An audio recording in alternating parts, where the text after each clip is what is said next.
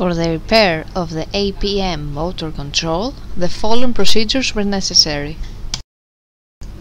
Replacement of various electronic components and general cleanup of the unit. For testing, we add a 140 volt AC power supply and a lamp on the controller's output.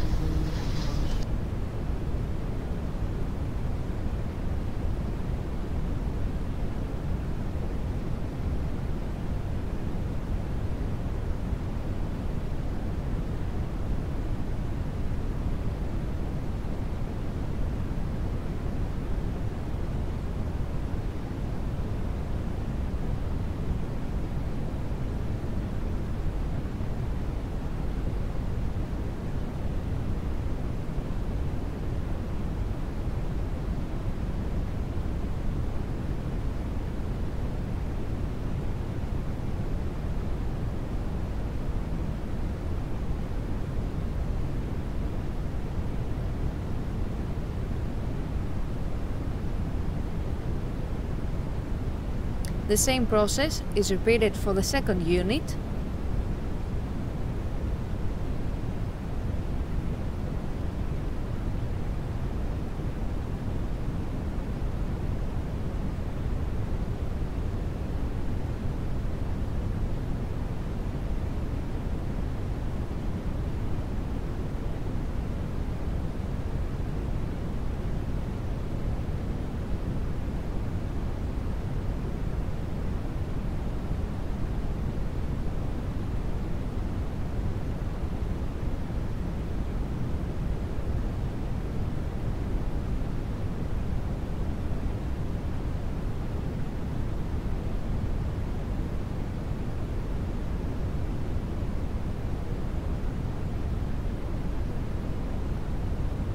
As well as the third unit.